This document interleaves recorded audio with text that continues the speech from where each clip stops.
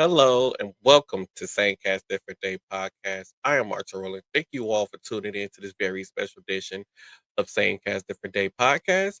I have the pleasure to sit down with a man who wants to make real change. Dakari Larriett is the son of a U.S. veteran and a public school teacher. He is committed to volunteering. His candidacy for the U.S. Senate is driven by injustice he faced from a false arrest in 2024. Dakari has built a successful career as a corporate leader while also managing a pet care business he launched from his garage. That's so amazing, y'all. And before we get into this interview, I want to play a quick clip about Dakari Larriett, who is the author of the book that we're going to be talking about, also called Don't Flush. So let's take a look at this clip. Mr. Larriett. Good morning, Good morning. representatives and senators. Thank you so much for this opportunity and facilitating this discussion. My name is Dakari Larriett, and Yeah, I played the wrong clip. What is going on with me today? I played the wrong clip. Just give me 1 second. All right, so I got the right clip. So here we go. Here is Dakari Larriett.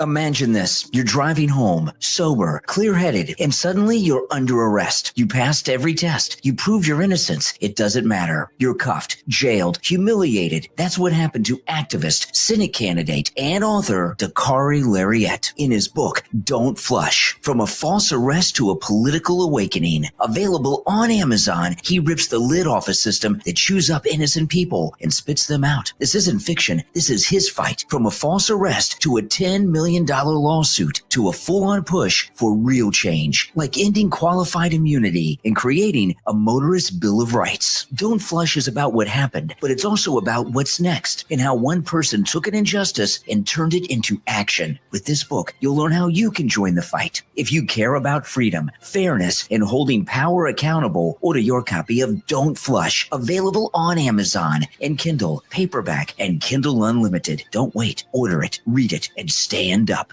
Don't Flush from author Dakari Larriett on Amazon. Now, ladies and gentlemen, Dakari Larriett. Dakari Larriett, everybody, thank you for joining us on this episode of Same Cast Different Day podcast. thank you so much for having me, Anthony. So, we're going to be discussing his book, Don't Flush, along with the Alabama Solution. And we're going to be talking about his campaign also during this time we're going to be chatting here. So, to kick things off, let's just talk about Benton Harbor, Michigan, April 10th, 2024, around 3:02 a.m. You want to tell the people what happened? What was going through your Yeah, mind? I was driving while black through the state of Michigan and basically apprehended by Michigan State Police, subjected to 7 sobriety tests in the cold. And you said April 10th, that's winter in Michigan. And gaslit the entire night and told that I was running red lights, that I was apparently under the influence of alcohol. Then it moved to marijuana. I was handcuffed, taken to a local hospital. I actually tested negative for alcohol on the spot. They didn't tell me until I asked. And then when we get to the jailhouse, they accused me of smuggling drugs into the jailhouse by way of ingestion and forced me to use the restroom publicly in front of the booking officers and the troopers. And that then became the name of my book, Don't Flush, which was what the trooper George Kanya yelled at me as I used the facilities publicly. And I've been fighting for justice from that day for a year and a half. So, And go ahead.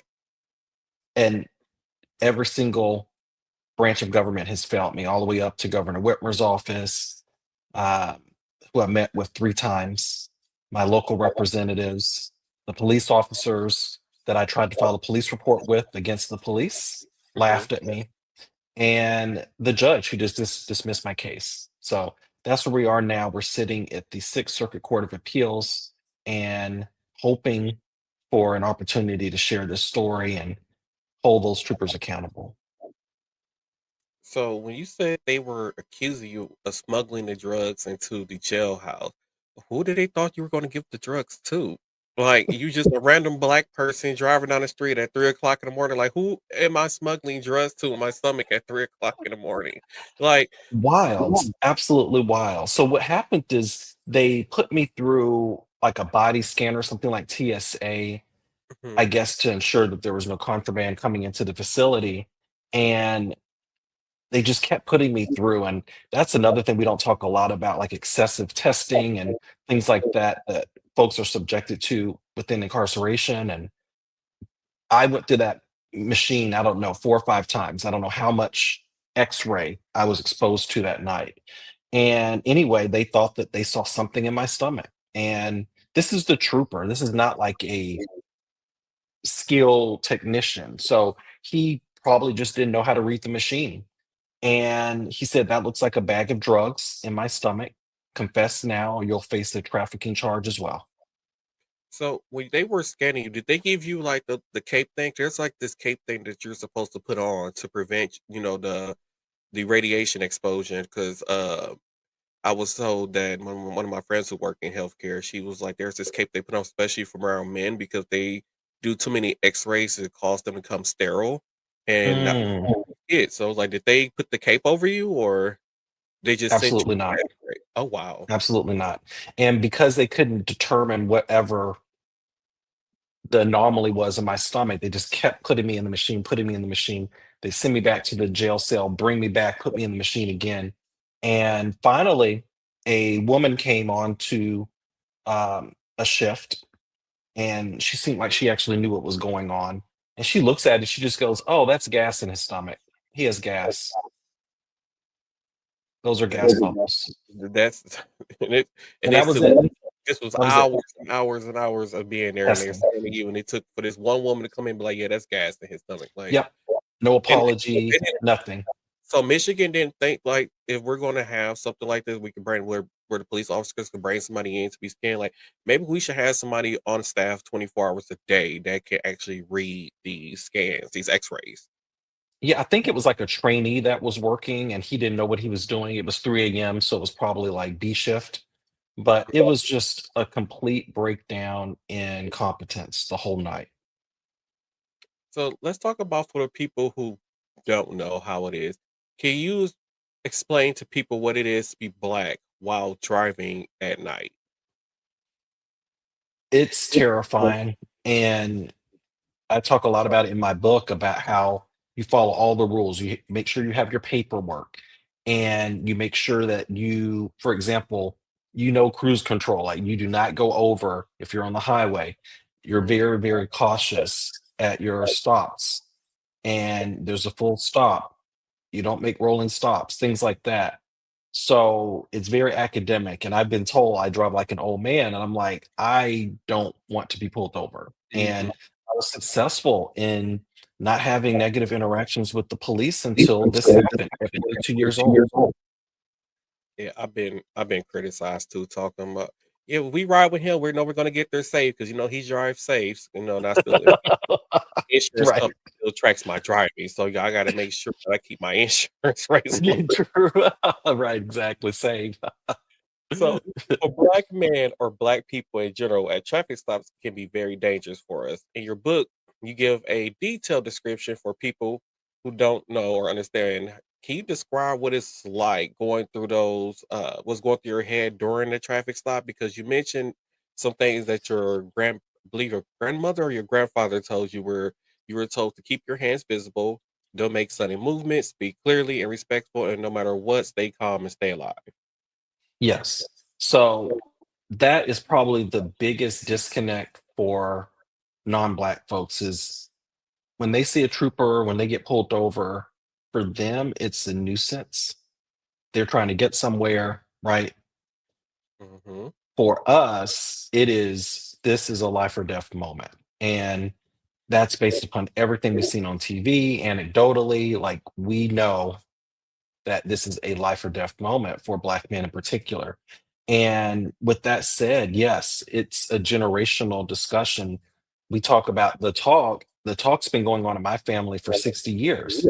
I talk Mhm. about at the very beginning of the book and compare my stop to my grandparents' altercation with the KKK in 1957 in Birmingham and how similar the interactions were. And the flashing lights, I compare that to the squad car lights and the burning cross that they saw as they approached Birmingham. So, one of the things that we try to do is, as much as possible, make the interaction public, but that's very difficult to do at 3 a.m. So, what I did is stopped in a well lit area at my friend's home.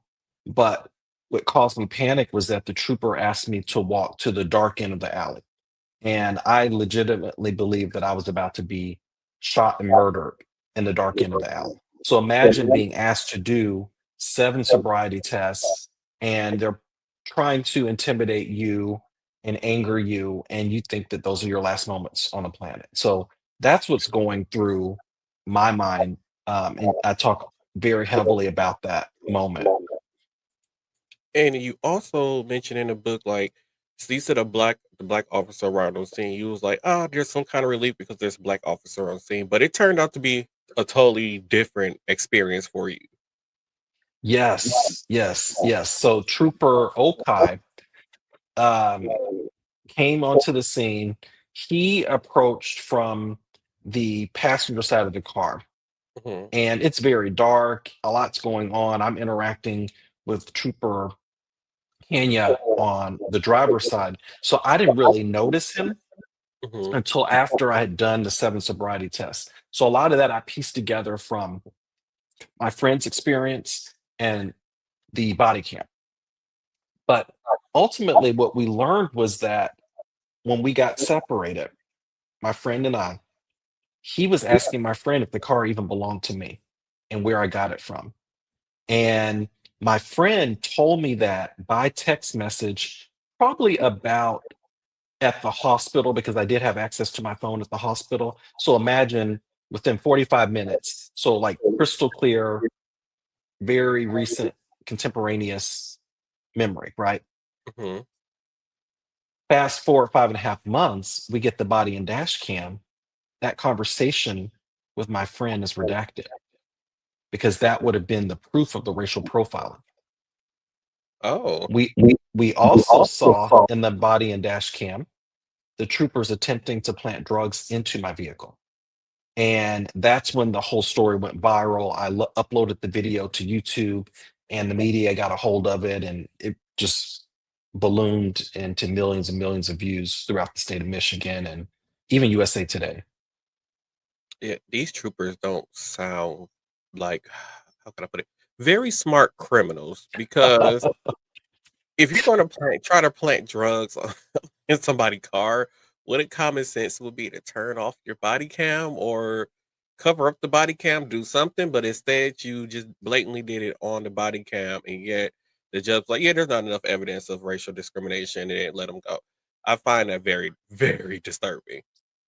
It's shocking. And essentially, this is what qualified immunity does. It is such a huge loophole, and we've got to get it eliminated. Essentially, what the judge said was that I was suspicious for driving at 3 a.m. Okay. So that's for Mhm. probable cause. So it's all after that, pretty much anything they do is quote unquote justified. Then there's an allegation that I was running red lights or making rolling stops that I deny, my friend denies. I believe that the video does not show that at all. And furthermore, the video has not been authenticated, meaning the video we received back and sent to our audiovisual analyst is missing metadata. It's redacted in parts that are inconvenient for the police. We suspect the discussion around drug planning at the back of the squad car was missed in the editing office because there's so many different videos. You have both of their body cams, you have 2 angles of the car. It's very easy to get confused and send things that you don't mean to send. So I think that's what happened there. They probably did intend to redact it further. That should be against the law for them to try to redact the videos like that.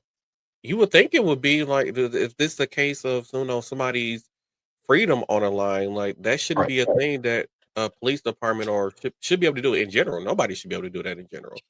So we've not seen any of the video inside the jailhouse. So the whole public restroom, public defecation moment, none of that was released to us. They found a loophole in Michigan state laws to withhold it. The yelling at me, um, the accusation that I was trafficking drugs by way of ingestion and confess now, they've withheld all of that. So I think again, it was a mistake that they sent us the parts that they did. And yes, it should be illegal. That is why we're suing for our day in court. And with that, we would have a full discovery process where we would get access to everything. So justice is being denied now because of this qualified immunity. Wow. So I want to talk about grandparents for a quick second. So just like you, my grandparents grew up they were born and raised in the South. My grandmother was born in the 20s, and my grandfather was born in the 30s, but they both moved up to the North in the 50s.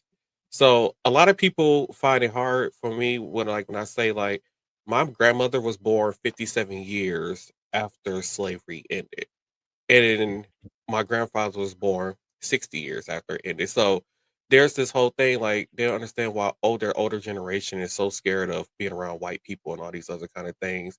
And then you talked about in your book how your grandparents growing up in the South and your parents growing up where they was burning crosses. You had the church bombing. You had all these other kind of things that was going on that would put the fear into black people. And what do you say to those people who just quite don't quite grasp like how it is growing up during that time and the struggles that black people went through during that time to get where we are today? I say that it's recent history and it stays in folks' memories. And I frankly feel that it flows through my veins and it's how I got through the experience.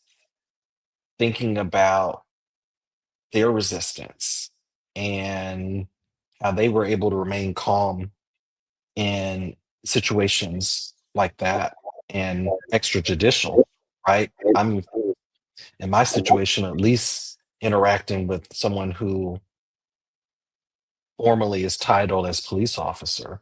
So we can't expect people just to wake up one day and say, oh, everything's fine. And that's what I think is so frustrating when I hear about things like challenges to the Voting Rights Act. Hmm.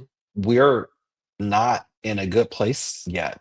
We barely just got through 250 years of slavery, then Reconstruction and Jim Crow and the Civil Rights era. And folks are trying to make an argument, oh, let's stop discussing race. Well, race was the story for the last 400 years. Hmm. So you just mentioned the Voting Rights Act. So you talked about how your parents would take you to every election, no matter how small it was, and that's one thing we talk about on this podcast is making sure that everybody go to every election, no matter how small it is, because every vote count. And people don't believe me because I'm in my early 30s, almost mid 30s, and they're like they don't understand the fact that I'm the first generation in my family that was born since the Civil Rights Act, since the Civil Rights came to an end and the Voting Rights Act was put in place. Because both my parents were born in 1960.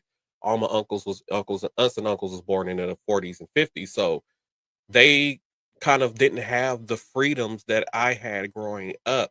And a lot of people don't can't really grasp like how is it that you're the first generation born since slavery since the Civil Rights Act. And that brings me to like, you know, Gen X and also I was like raised with like Gen X what's the word I'm trying to think of? I was brought up almost like a Gen Xer, but yet I still have the thinking skills of a millennial somewhat. So it's almost like what I'm trying to say is like when we think about these things and the Voting Rights Act being put into place, and now we got people that says I'm not going to vote because my vote doesn't matter. What do you say to those people? Because like basically our parents and grandparents fought for us to have the right to go out and vote that was denied to us for years and Yeah. generations. So what do you say to those people? Well, they would not be gerrymandering if the votes didn't matter, right? Mhm. They would not be. making it so difficult for people to show up and participate and creating all these obstacles if it didn't matter. And I strongly encourage people to read books like Black AF History and understand just how powerful our votes are and were, in particular, when you think about the Reconstruction period when we had supermajorities in the South and we took control of Congress. So we've diluted a bit. Obviously, many folks moved up with the Great Migration out of the South, but we can do a lot when we are together and voting and participating in the process. Just like black dollars can do a lot too with this economy. Yes. Trillions. when they Exactly. when they talk about boycotting these large companies and stuff like that, I never thought about how much of the black dollar goes into keeping this economy afloat the way that it does. Yeah. And I want people to really consider it. So when they say, "Hey, we're going to go on a strike," we need to band together and do these strikes, y'all. Let's make this change happen. Yes. We've got to vote with our dollars and pocketbooks. hmm So you mentioned people in your book. You mentioned people like George Floyd, Breonna Taylor, Sandra Bland. When Black people have police encounters, we think of them, and these are recent situations. Why do you think these situations still happen, and do you think it would ever change? Plus the lack of accountability and qualified immunity and cultural issues. Because think about it, we don't get on these podcasts and talk about how bad the police, or rather the fire department is. hmm It's a cultural issue that has to be addressed within police forces. And one of the things that I'm pushing for is a motorist bill of rights, which outlines our interactions with the police, provides protections, ensures transparency. For example, body and dash cam, I believe, should be offered to the principal, to the family in real time, no cost, uploaded to a neutral cloud after incidents happen. And that allows a family, a public defender to access it and really determine what happened. And I think it holds the law enforcement accountable and it proves their innocence if they did not do anything wrong. So that's what it really boils down to, is an issue with transparency. I've never thought about when you said that when you don't hear about fire departments us on podcasts talking about fire departments. I never thought about that. Like I No, in the time it's I've a been different doing this culture. podcast, I have never one time mentioned about a fire department being, racist or I wow. You just blew my mind with that one. I've It's a never totally thought different about culture that. of service when you see uh, a fire person. It's the energy is very different, right? Yeah. If you ever walk by a station, the camaraderie of them, their interaction with the public, how do we study that and replicate that where people feel like it's a service and it's somewhere you can go when you need help? Mhm. And frankly, that's the vibe I get when I think about police outside of America. So when I'm in Canada, when I'm in Europe, I feel like Mhm. this is someone who wants to help me. I don't Yeah. necessarily feel that here in America. Yeah, overseas, like other countries, they don't have a shoot first policy. Now that I think about it, and then on top of that, you will see them try to do other ways to try to detain people other than just pull out their gun and start shooting at a De-escalation, person. yeah.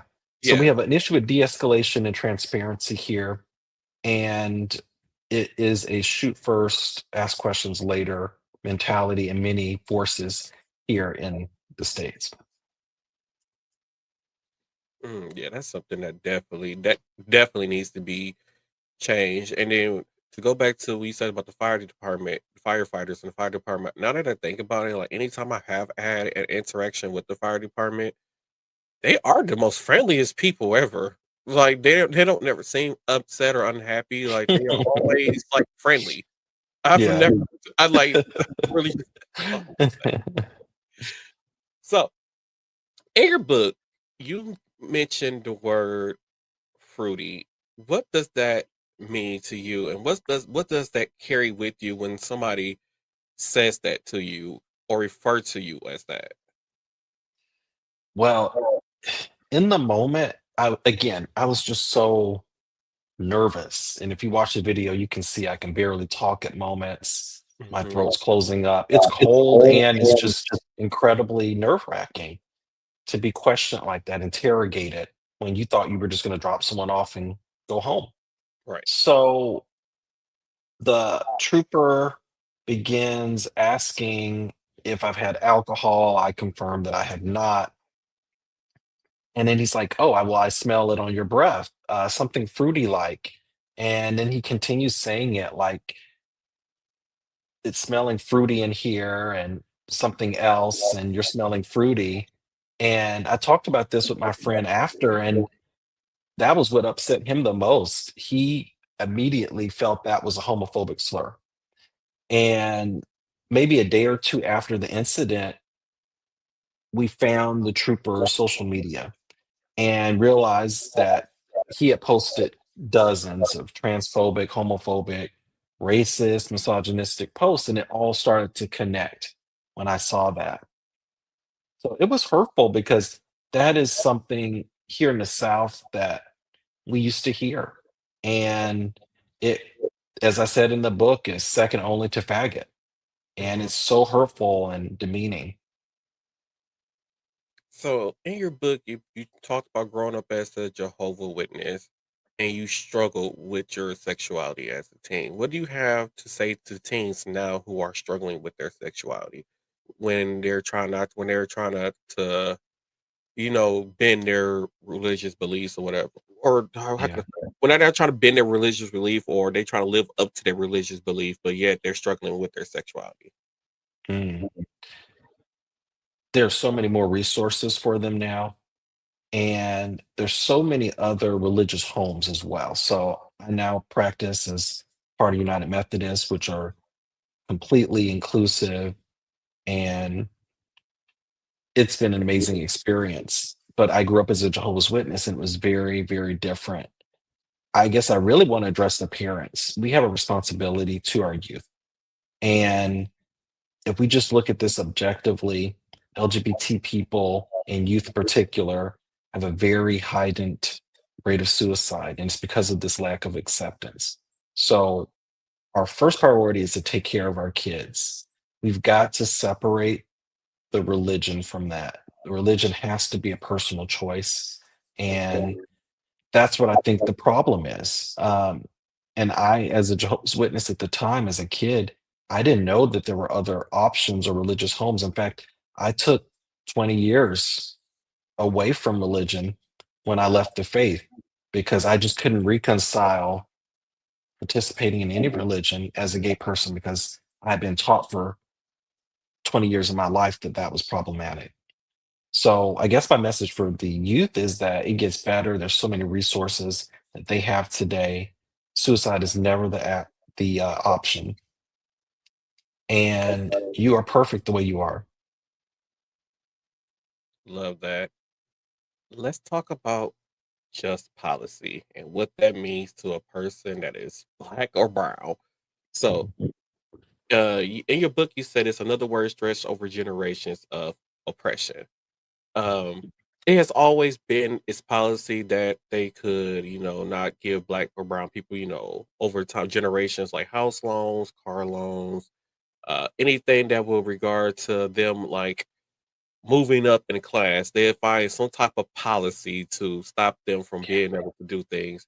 Can you describe what that it means to your family or just to black people in general out there who or people who Mhm. just don't know how that word feels when they hear, oh, it's just policy that I can't help you.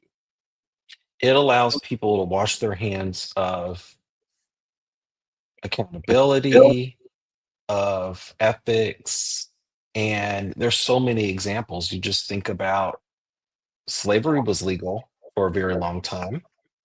Mhm, Then the whole Nazi Germany regime, mhm, mistreatment of Jewish people and other minorities, that was legal. And I think the most pressing example now is what's happening with ICE and these roundups. Like, is this really who we are? So the whole point of that discussion in the book was to help people think about, how do you see bigger than this is the law?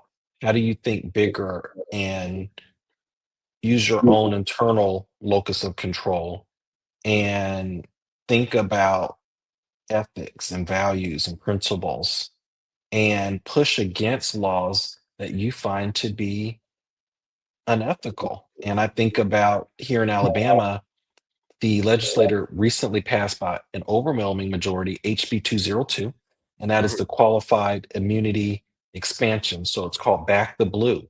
And it not only provides expanded qualified immunity for police and law enforcement, but also for corrections officers.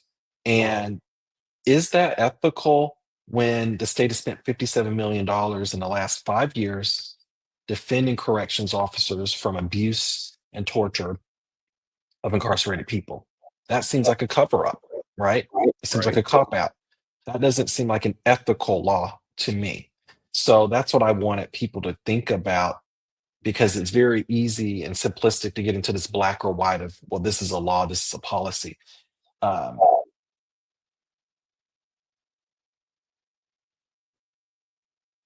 So another thing that I wanted to discuss um was when your ID came in the mail, what went through your head? Because you already been denied by all these different courts, and I think you were denied by all these different courts by this time, or this was like months and months later when you kept requesting your ID. What went through your head when you saw we opened up that piece of mail and your ID was in there? And I believe you said you had to walk around with like a paper ID too. yeah. So just as a background on that, I didn't realize it at the moment, but my driver's license was confiscated when I went into the jailhouse. And when I'm checking out of the jailhouse the next day, I'm gathering all of my belongings, my phone, my wallet, and I'm thinking, oh, where is my ID? And that's when I learned that the trooper, George Kenyon himself, had taken it. And they told me that I need to call him and that after 2 weeks, my drug test results will come back, which is ridiculous. 2 weeks, right? And at that point in time, I can get my license. So I am calling and emailing the troopers, the police department every week, every week. What's the status? What's the status? What's the status? And every time it's, oh, we don't have it yet. We're working on it, which made me just very suspicious. Like, what are you working on? He's either pass, fail. And by that time, within one day, my cousin in law enforcement here in Alabama told me, go to urgent care and get your own drug test result. So I already had a 12 panel showing that there was nothing in my system. So I'm just like, what are you working on? Right. Mm-hmm. So anyway, no formal driver's license. I have this piece of paper that basically looks like I committed a crime, like a provisionary. And then 2.5 months later, no communication, nothing. Now, keep in mind, they know everything about me. They have my email, they have my phone number, My they have phone my number. They have my address in address Alabama. in Alabama. Mm-hmm. They decided to mail my driver's license to my old address in Michigan. So it's bouncing around, Mm-hmm. knowing full well I did not live in Michigan. I get it. And there's no explanation or anything. It's literally a white piece of paper wrapped around my ID. So I was incredibly thankful to have it, but Mm-hmm. just shocked at the cruelty. And I think the cruelty was the point. So when you just say, I remember you said like, so I'm in my head, I was like, you said it took them 2 weeks, and then you got called for like 2 weeks for this drug test that you said it should have been simple pass or fail. I know they do. I know there's such thing. This was 2024, so I know they have rapid drug tests that they Yeah. could have did and been a pass or fail.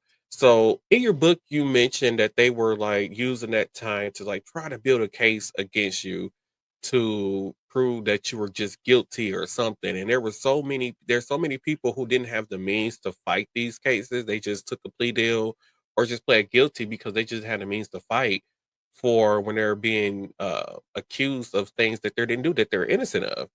Right. And when you got out of jail, you had this amazing team of people who worked with you and told you and about step by step of what are the things that you can do. Can you tell the people about that, them people, and the steps that you guys went through and took to get this case moved through the different channels you had to go through? Yeah. So, as I said before, I had not had a negative interaction with the police before this moment at 42 years old. So, I have a cousin in the FBI, a cousin in Homeland Security, and a cousin in Birmingham Police Department. So, I had an amazing group of people that I could bounce ideas off of. And Mhm. then I had two lawyers. So, my DUI attorney essentially went through my drug test results and what I told him of the incident.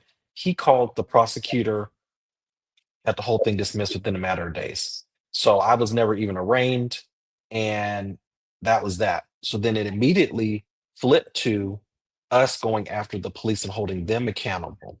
And I filed an internal complaint, and they did their whole kind of sham investigation. They cleared the two troopers in a three-sentence letter and said there was zero wrongdoing and everything was handled per policy. But it was very interesting intake discussion. They asked, "Did you get your own drug test? And what was the result?" And at that moment, I realized, oh, they were actually thinking about planting, or rather manipulating the drug test results. So this was before we got the FOIA evidence back. Mhm. Okay. So they wanted to know, did you get your own test? And what were the results? They were looking for a way to justify everything that had happened that night. So here we are now. We're suing civilly, and we are in the Sixth Circuit Court of Appeals, meaning we are one step below the US Supreme Court, and we're not going to stop until we get our day in court and hold these troopers accountable. All right.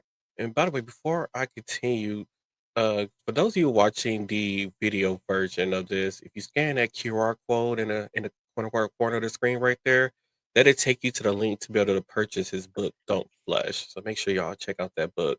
It's a good read. So this experience has led to you running for U.S. Senate, and now, if you now there's another QR code up there that you guys are scanning. It will take you to his website where you can donate and also check out his campaign. So this led to you running for U.S. Senate. Can you explain to people why this really drove you to doing this? What kind of changes do you want to do as a Senate? Because we right now there's a whole bunch of craziness going on in our government, especially with them Epstein files, which everybody know. Yeah. But Yeah. yeah, let us know about what your intentions are with running for U.S. Senate. It is born out of frustration. After the incident happened, we discussed. I've tried to do it the legal way. I've tried to get justice through the courts. I have tried to get justice through my legislator. I've met with Governor Whitmer's office 3 times. I literally tried to file a police report against the police, and I was Mhm. laughed at. I have been cyberbullied by folks connected to Michigan State Police since this Mhm. incident. And again, the police would do nothing.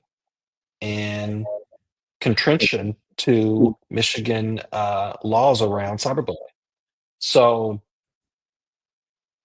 the system has failed me so many times. And I finally said, you know what? I need to position myself in a way that I can administer justice and that I can write the laws to defend people and prevent this type of thing from happening again. And that's where my motorist bill of rights came into being. And it's on my website, DakariLarriett.com. That is one of the signature bills that I am pushing for. And then I just started speaking to folks in Alabama and throughout the nation around their pain points and realized there's so many systems and processes that just seem to be failing all of us. So education, healthcare, the economy. And that was really where the campaign started. I started just talking to friends and finally they said, you've got to run. You've got to do this and bring some attention to these critical issues that are deficient in our country.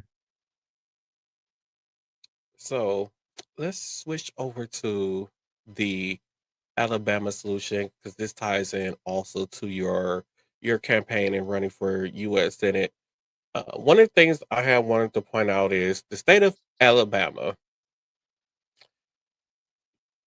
has the after watching this documentary because I was unaware of the whole prison system in Alabama, what have happened. I knew nothing about the strike that happened down there within the prison Mm, system until I watched this documentary. And one of the first things that stood out to me is one how corrupt it is, and then two, Alabama has the most incompetent governor I have ever seen in such a long time. Like worse than the governor of Texas who says he's going to put a tariff tax on people that's moving from New York to Texas. Like just yeah, the heard that. craziness that's going on. So what Alabama has the most dangerous prison system and is known for covering up these things. So when you discovered this or found out about this, like what went through your head when all this stuff started coming to light about the Alabama prison system? Oh, it was so hard to hear. Part of the things that one of the things I've been doing is just traveling the state Mhm, and meeting with people and understanding what their concerns are. So I ended up meeting with a group called the Alabama Appleseed, and they advocate for, in particular, senior citizens that have been incarcerated for like decades, nonviolent, and who should really be released. And I mhm, started learning more about how problematic the system is. I had no idea. And it really starts from that education. mhm, So after those discussions with them, I was invited to a hearing at the Alabama State House. So that is where the legislator meets. And then mhm, I was invited to speak. And I shared my story of a broken criminal justice system up in Michigan and how I did not want that to happen in Alabama. mhm, And I started to meet families. I started to meet folks who you see in the documentary. I sat next to a man whose son was murdered in an Alabama prison. I had never had an experience like that before. And that's why I learned that the documentary was being made. So this mhm, is well before it came out on October 10th, I believe. This was mhm, back in the spring. And from there, I started promoting the documentary because I wanted everyone in our state and beyond to be aware of what was happening so that we could drive accountability. Because the original claim against the state actually happened under the first Trump administration. So this is a longstanding issue. And yes, you can't even make that up. It was the first Trump administration that sued the state. That's how bad it is. Yeah, because so for those you don't know, so the Alabama prison system, they had a 70% drop and people being paroled out. They had no rehabilitation program set up for prison inmates. They were living in horrible, very horrible conditions. You had prisons security guard, what they call them? I forgot what they call them. Prison Corrections security officers, correction officers beating people nearly to death. murdering. Well, they actually did murder someone. Stephen Davis was one of those people. And seeing his story during watching the documentary and how he was very unrecognizable when I believe it was his cousin or somebody that took a picture of him in that hospital bed. He was very unrecognizable. They have a very high rate in murders, suicides, overdose, all these kind of things, and yet we have the Alabama government who just refuses to acknowledge this problem and try to fix it. And the only thing they tried to fix was instead of having all these different prisons, we're going to build three maximum security prisons and then call it a day. Like that's not a solution. So for you, what are some things you would do to work towards trying to fix this system, Mhm. this broken prison system in Alabama? Well, you hit the nail on the head. It's called the ALDOC, Alabama Department of Corrections, but that's not what's happening. And we've got to look at the whole thing end to end. One, stopping the inflow of drugs. You saw that scene that was just horrific where everyone's clearly under the influence and overdosing. We've got to provide drug treatment. And I kind of lean on my experience in harm reduction at the National Harm Reduction Coalition that we don't criminalize that, we provide treatment. It's a health Mhm. issue. Then life skills. So what we're seeing is the leasing of prison labor, which is a very horrible part of Alabama history. In the book Black AF History, it talks about how at one point the leasing of prisoners was like 70% of our economy. So it's still a significant piece of our economy, specifically in the big food industry Mhm. and fast food and and yard work, as you Mhm. saw literally a prisoner is doing the yard work, I believe, at the governor's mansion. So these are individuals that should be considered for parole. If we trust them to handle our food and to work at the governor's mansion, but they're not being released. And that is causing the overcrowding and the violence and the commingling of violent individuals with nonviolent first offenders, which creates, again, this escalated rate of death. So in 2024, 277 people died in our prisons. The biggest categories are murder, suicide, and overdose. So it's just a horrible human rights violation. So we've got to find ways to reintegrate folks into society. We've got to do a legislative review end to end and make sure that nothing unethical is happening with these businesses that are so tied into the prison industrial complex. And I want to put in place an oversight board that brings the families that you saw in the documentary, Mhm. brings them into the discussion, allows them to fully investigate these matters and hold the Department of Corrections accountable. So one of the things that that kind of like stood out to me with the whole with the Alabama solution was it was modern day slavery is what I saw, and the fact that a lot of Alabama's produced goods relied on these prison systems, I find it's just like what are we doing? Like we should be doing modern day slavery, and then they play clips of like radio personalities talking about how these people in jail don't deserve to have rights and all these other different kind of things. Like they're human. Yeah. Whether I'm incarcerated or not, I still deserve basic human rights, which they were not getting. Like they had prison what was it little areas in the prison where it was like water all over the floor, and it just it looked like a refugee camp. That's what it reminds me of, like a refugee camp in some third world country. That's what it looked like these people were living in. And it makes me want to look at like other prison systems around the country. Like, is this going on? Is this going on in my state here in Wisconsin? Like, it's like you just don't know. And it's almost like how if you were a normal everyday person, what would you tell them people? Like, what can they do Yeah. if they want to put forward the steps or try to help what's going on within the prison system? Like, what can they do to help those in the prison system who just need to be reformed and have the need the sources to be rehabbed to put back into society? Now, you're a nonviolent criminal, I feel like you should be able to go back into society. One of the men in the documentary, he said he got arrested for breaking and entering and got 15 years in jail. Mhm. And I've Mhm. never heard of something like that before. And it seems like Alabama is handing down these harsh sentences to very petty crimes. Mhm. So for those people, that want to do something to help the system, what can they do to help? And then my second question for you after that is going to be like, what are things that can be put forward to um to stop this cycle? What's going on? Well, we've got to advocate from the outside. And now we know. And I'm so appreciative of the documentary and the visibility it brought to the matter. So we have been having viewing parties throughout the state. So this documentary came out a month ago and it's still happening throughout the state. Every city that I travel to in Birmingham, I'm seeing free screenings of Mhm. it. And I'm so hopeful that it wins awards and then that triggers a nationwide visibility to what's happening and a pressure campaign to do better by our Alabamians. And when I started my campaign, I said, I want to improve the lives of all Alabamians. That includes incarcerated people, people who are uh, related to these individuals, these families. This is a matter of human rights. And I think if the emotional piece doesn't strike you, Okay.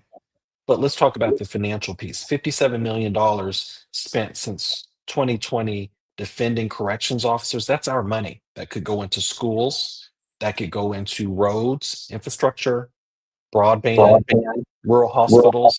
So that's a horrible spend of money.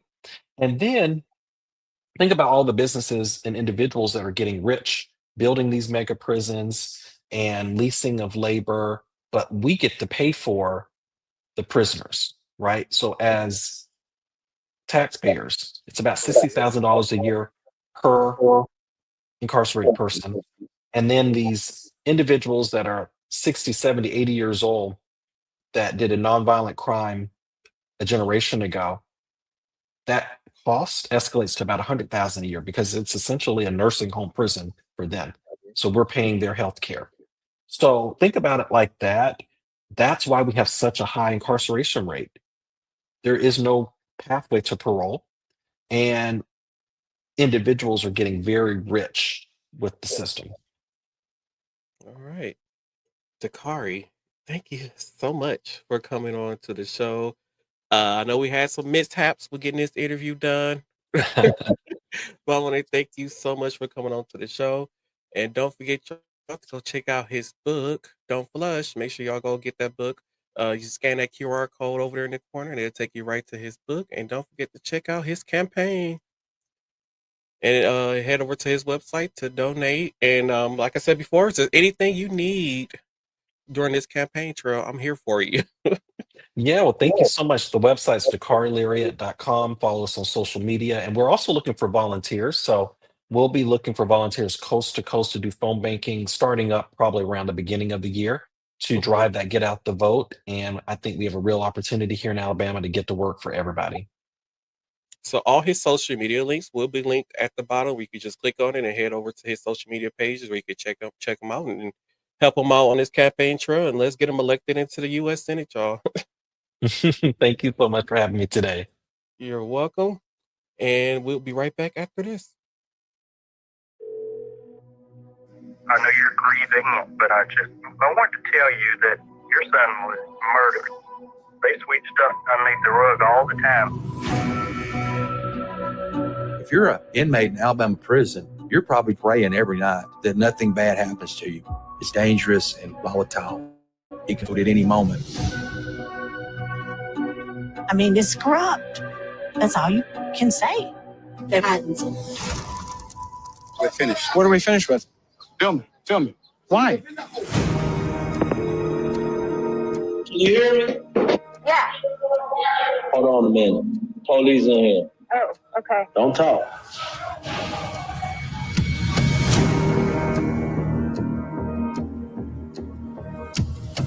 We had record numbers of people leaving out of here in body bags. They don't want the public to see what's really going on the inside. How can a journalist go into a war zone but can't go into a prison in the United States of America? The state is settling one lawsuit after another. There's no consequences for their actions. It's not the inmate that's killing them folks. It's the guards. There's an argument that there is some systemic problem within all of our facilities, and I wholeheartedly disagree with that. How can you defend this? That one guard, he knew something. I could tell he was a liar. We are going to pursue it based on the facts to the fullest extent that we're allowed. Their biggest fear is to see us come together on one accord. We got to take our power back. We have to come together and make a stand that our life is worth something. I came to prison in 1985. I know what these folks are doing. We have been taking life and death risks to get this information out, but we still can.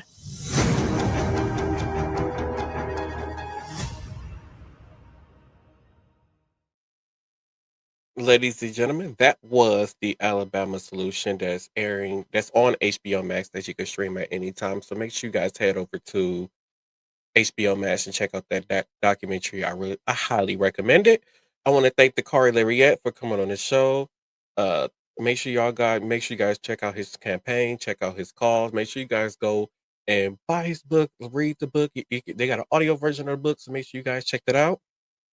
And thank you all for tuning in to this episode a Same Cast, Different Day podcast, and I'll see you on the next one. Y'all have a good one and enjoy your Thanksgiving.